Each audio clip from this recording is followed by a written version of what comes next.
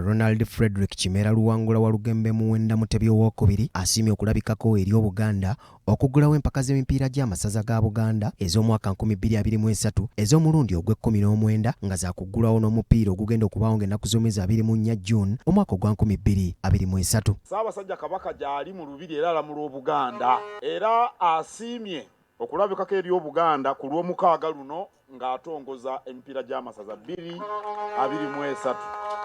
Katikkiro Charles Peter Mayiga yawadde Obuganda amawulire gano n'asaba empisa okwongera okwefuga omuzannyo guno ku mitendera gyonna ate era wabeewo okwetegeka okw'omuggundu nga wanaasabye abasambi abagenda okwetaba mu mpaka zino okuwa ekitiibwa ababakulembera omuzannyo guno gusobole okutuuka ewala. Omupiira okugusamba ne gunyumira abalabi mwe abasambi mulina okwefuga, mulina okutendekebwa. Bwe bagamba nti batandika okutendeka ssaawa 2 olina okubeerawo mu kitundu, mulina okwewala omwenge, mwewala okwegadanga.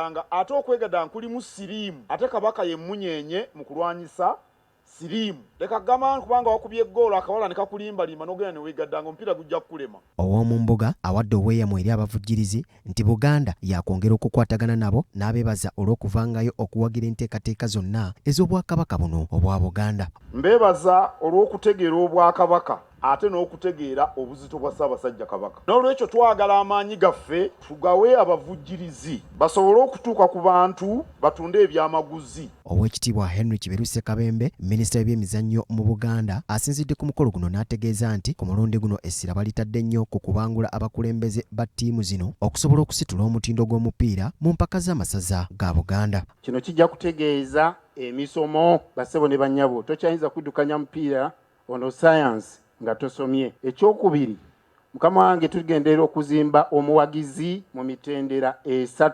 Tulina omuwagizi asasula 5,000 yeetaaga okulaba omutindo mu kisaawe. Olina omuwagizi nga talirinnya mu kisaawe naye ng'alina obusobozi obukwereza obukadde 40. Omuwagizi oyo yeetaaga obwerufu n'okusiimwa n'okwebazibwa nga sizoni ewedde. Olina omuwagizi muganda wange oyo afuuwa omulero ogwo.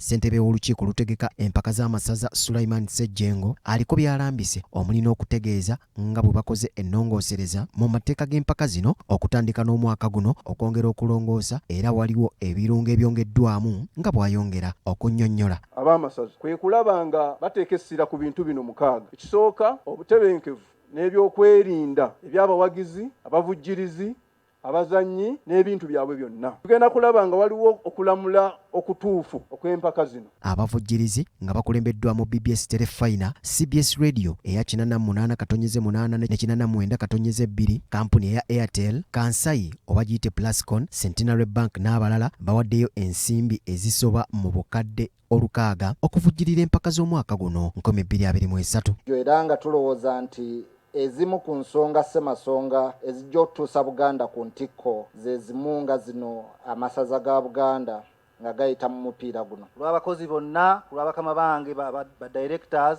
okuddamu okweyama nti mu myaka egiddako kugenda mu maaso kutuusa eddoboozi lya Ssaabasajja Kabaka okuwagira enteekateeka zonna ezigenderera okutuusa Buganda ku ntikko. Nabwe kityo tutwala obweyamu bwaffe kitugenda kwongera okulaga amasaza butereevu ate n'enteekateeka zonna ez'okugalanga n'okukunga abantu. Fenga Plascon tweyamye era tukkiriza nti ebyemizannyo biyamba nnyo okulaakulanya eggwanga lyaffe. Era ntwala omukisa guno kugamba nti banka ya Centenary egenda okuvujirira empaka z'amasaza ez'omwaka guno n'obukadde 2 obwa Uganda. Empaka zino zaakuggulwawo ttiimu eyawangula omwaka oguwedde eno ng'eya Busiro era ng'eno bwakugyefuka ne ttiimu ey'essaza ly'e Mawokota era ng'empaka zino zikyatambulira wansi w'omulamwa ogw'okulwanyisa Mukenenya ng'abaami be basaale. Mark Jackson Kasule,